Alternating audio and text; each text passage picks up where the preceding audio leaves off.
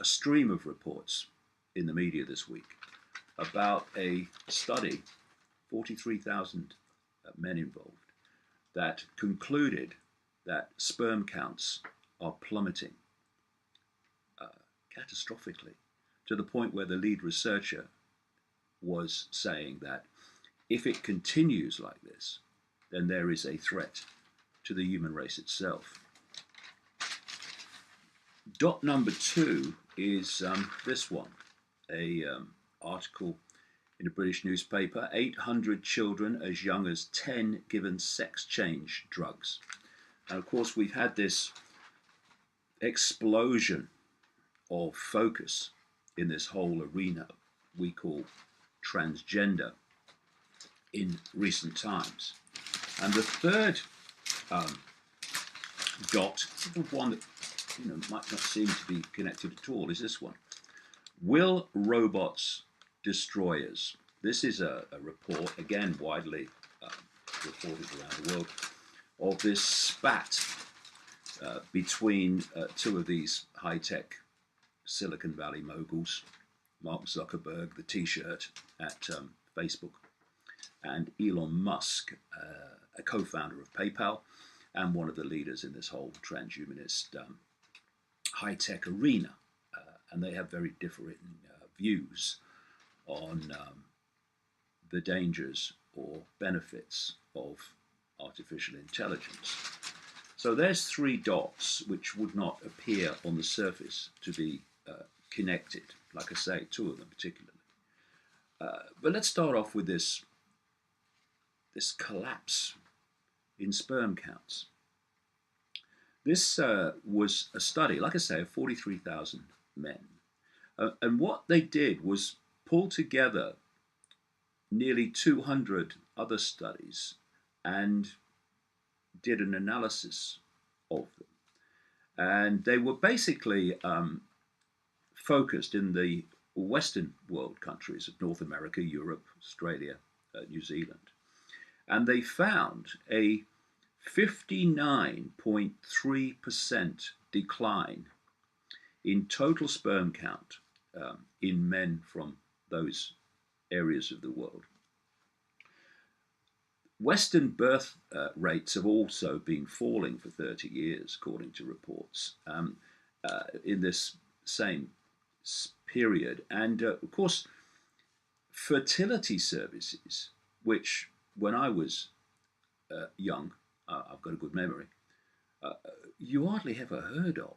It's now a massive industry trying to help couples conceive children.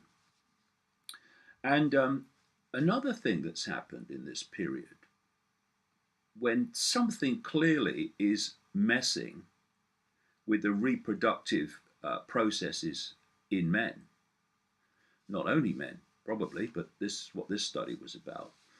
Testicular cancer rates have doubled in 30 years. This same recurring period that we keep hearing about this week. And Richard Sharp, professor of reproductive health at the University of Edinburgh and apparently a recognized expert on toxins in the environment, he said this about falling sperm counts. Now, there can be little doubt that it is real. So it is time for action. Something in our modern lifestyle, diet, or environment is causing this, and it's getting progressively worse. Now, in that report about Spermageddon, the subheadline was words to the effect of, is this planet Earth giving us payback? I suggest after nearly 30 years of full-time research into that which is really running this human society, that ain't planet Earth.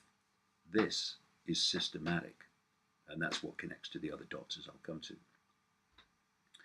So here we have a situation where the modern world of toxicity, I mean, look, anywhere you go, if you don't use kind of, if you like, organic products, then the kitchen, the bathroom is a place of toxicity with all the stuff for cleaners and what have you, washing up liquids.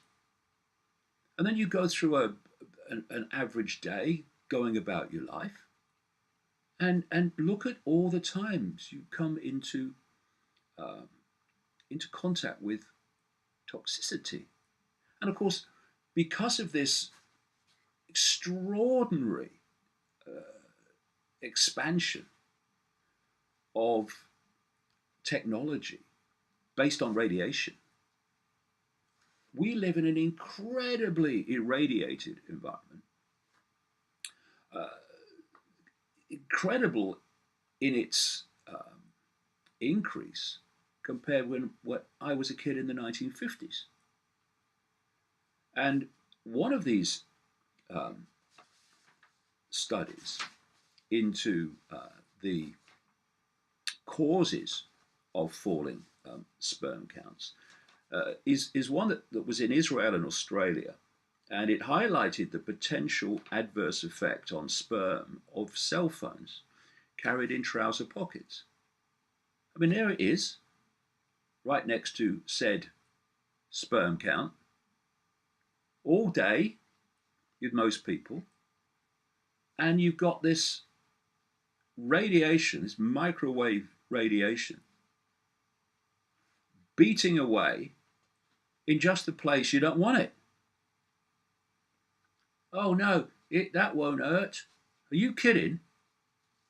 I mean, the reasons that this sperm collapse is happening, or many of the reasons, are actually in our face, um, staring at us. It's me.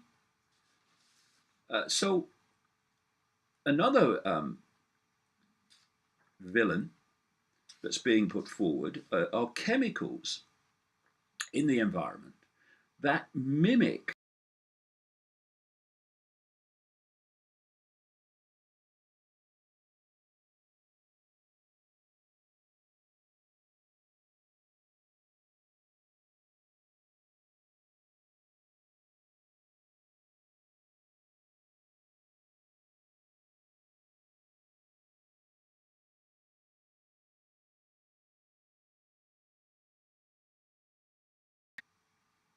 And there will be cases of that lower down the pyramid, or it's being done systematically. And I say higher up the pyramid.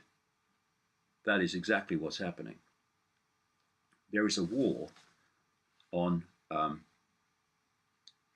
on the human body, not least human reproduction.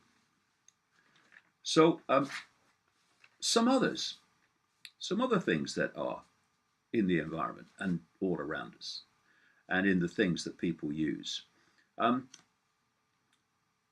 Other leading theories, this story says, about the cause of falling male births and sperm counts include exposure to pesticides, herbicides, mercury, lead, dioxin, and other pollutants, which are called endocrine disrupting chemicals. These are the uh, glands of the endocrine system, which are absolutely fundamental to human health.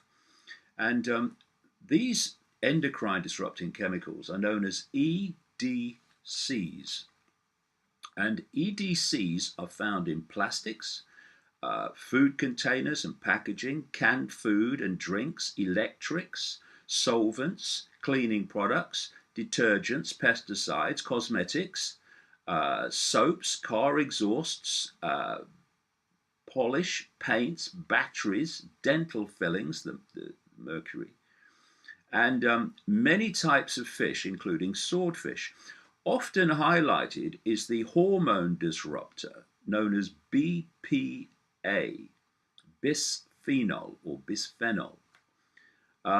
And BPA is found in tin cans, which people put food in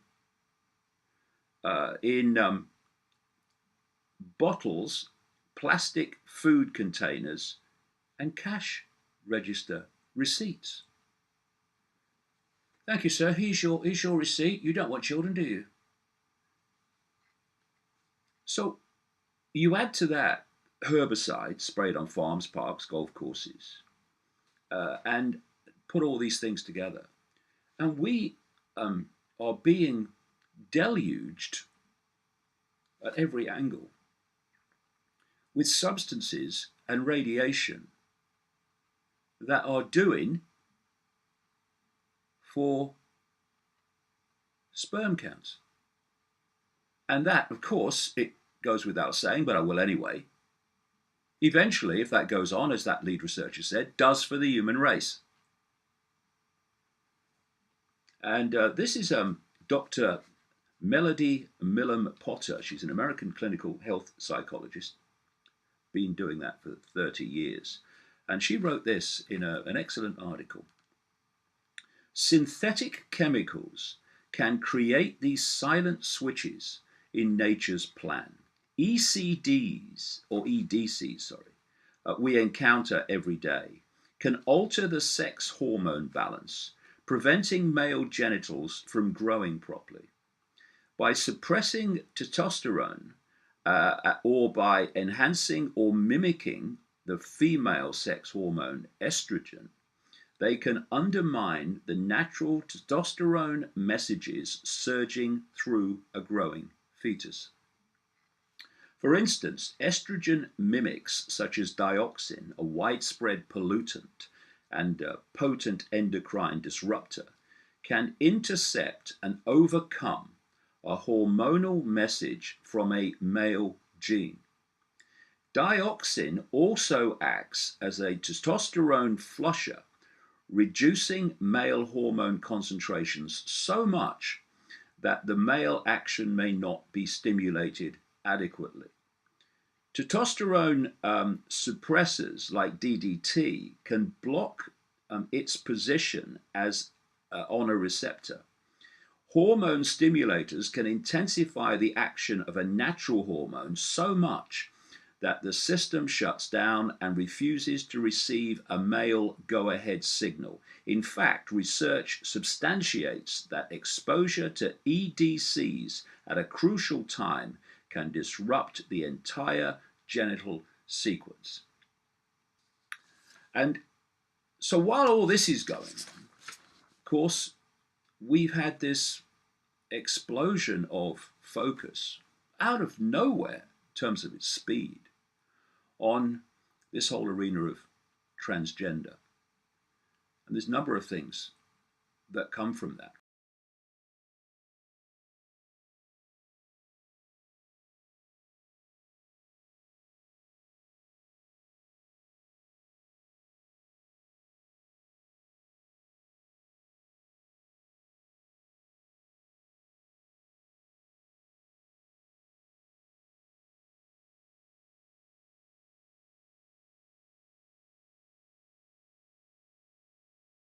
And ask why so many more people, young people, are questioning their gender, and why it's become such a focus by, quote, the system, in the sense that this subject is everywhere and impacting on even the language that's used now.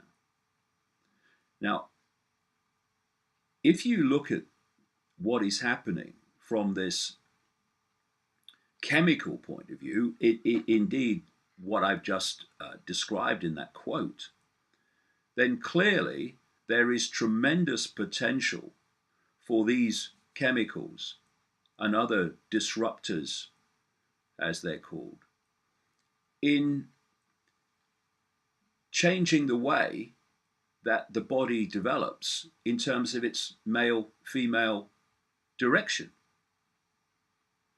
But another reason that there is so much focus in the transgender area, and why so many more people, young people particularly, are questioning their gender, is because they are being subjected to a propaganda, perception manipulation onslaught to encourage them to question what they weren't questioning before. It's coming from all directions. Now, you can say, oh, you shouldn't say that. It's discrimination against transgender people. No, it's not. It's silly. It's asking why this propaganda is happening. And it's asking what is the effect on gender balance in the body of all these chemicals that are clearly doing for sperm counts. And there was this recently. There was a head teacher at a school in London, posh school, costs lots of money to go there. And this school announced that it was considering allowing boys to wear skirts because growing numbers of children are questioning their gender and the binary way people look at things, quote. Now, why do you think that is? That it's just happened? No, there's a reason it's happening, probably more than one, but certainly among them, real up there, is this propaganda of perceptual deception. And this head teacher said this, two quotes which basically say it all. He didn't realize it was, but he was.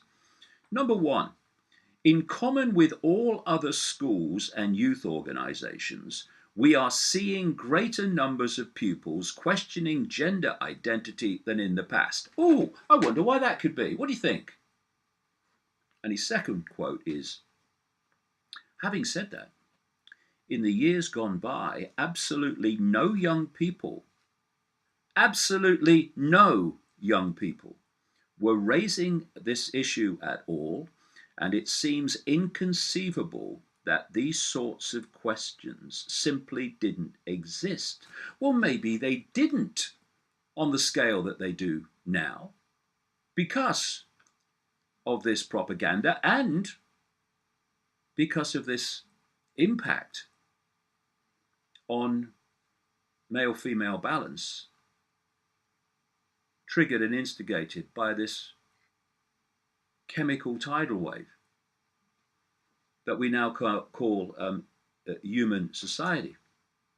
And the American College of Pediatricians reported that children are being indoctrinated to reassess their gender with reckless, profit-driven doctors prescribing sex change hormones to children as young as 12. The report condemned this as child abuse. And if we come to that report from earlier, this one, we see the same happening in Britain. The report says more than 800 children in England, some as young as 10, are being given controversial drugs to help them change gender.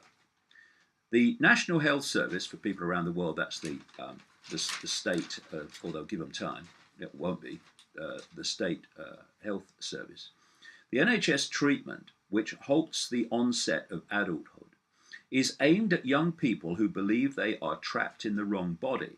And how many didn't believe that until the propaganda started?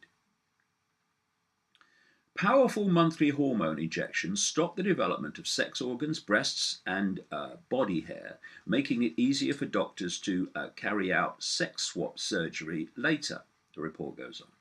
Until now, it was thought that just a handful of children and teenagers were receiving the injections known as puberty blockers. But the Mail on Sunday, which did a very good report on this, can reveal that more than 600 young people are undergoing treatment at the Gender Identity Development Service clinic at the University College Hospital in London, and that 200 are at a clinic in Leeds. And the Mail on Sunday has been told that 230 of those 800 are under the age of 14. The huge growth in the number of youngsters being prescribed the drugs came after the NHS scrapped the age limit in 2014, which was previously 16. Now doctors can give the injections to children from the very early stages of puberty, meaning that in some cases 10-year-olds are receiving them. This is not happening by random chance. After 3 decades of uncovering the networks that really control human society, I'll say that with great confidence, to say the least. And this brings us to dot number 3, which is this exchange of opinion between Facebook's Mark Zuckerberg. And if someone tells me that Zuckerberg really runs Facebook, I'll book them into a naivety treatment clinic. And Elon Musk, who is saying that this development of artificial intelligence is a threat to human existence. It is, big time. And I've explained in my last book, Phantom Self, why. Strange, however, that Elon Musk is also buying and developing companies to connect the human brain to artificial intelligence. What to send satellites up through his SpaceX operation does for other companies, wants to do vast numbers for himself, that will beam Wi-Fi back at the Earth, which is fundamentally important to this whole AI control system, as again I explain in the books. Whereas he is saying that it's dangerous and threatens human existence, but still goes on promoting it and developing it. Something strange going on? I don't know. He might explain that contradiction. While Zuckerberg, the man-child, is saying, oh no, it's okay, me dad told me, it's all right. Well, it's not all right. What is happening is there is, without wanting to get, dramatic, but I should, we are looking at the takeover of human society and the human race by artificial intelligence. And as I explain in the books, when I say artificial intelligence, I'm not ultimately talking about a few algorithms. I'm talking about an intelligence that is well beyond algorithms, for which this whole transhumanist technological grid is being created for. And here we have a situation where on one side, and it's not just Musk, Stephen Hawking, many other scientists and others have said, hold on, this fusion of the human brain, the human body, and artificial intelligence technology is it's potentially going to wipe out the human race and certainly take it over. So you've got that on one side. And on the other, you've now got these studies confirming each other over and over and over again that sperm counts, which are rather essential to human reproduction, therefore human existence, are collapsing. And at the same time, again, you have this focus on transgender, not to target discrimination. That's always the selling point. But systematically seeking to confuse young people about their gender, young people who overwhelmingly would not have been confused without the propaganda. And it's a big story, and there's many, many, many more dots to connect into that. But you put those three dots together, and what we're looking at is a systematic campaign agenda to destroy humanity in the way that we've known it, and to dramatically, at least dramatically, reduce the numbers through an inability to procreate. And you know,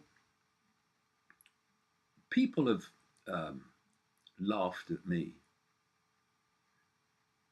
for this past 30 years. Heck of a lot less now, mind. Because basically the media have told them to laugh at me. And it's the same perceptual dynamic as young people being told to question their gender identity. But there has to come a time, and it is coming, I see it, when the laughter has to stop. Because what is going on in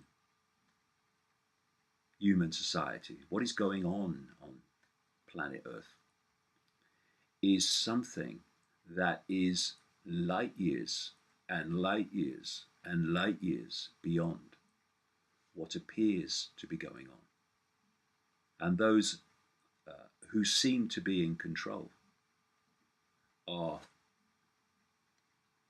that level to that, and I say that rather than they, which is really in control in the shadows and from the shadows. And these apparently unconnected happenings are all connected to that siege, that war on even human existence.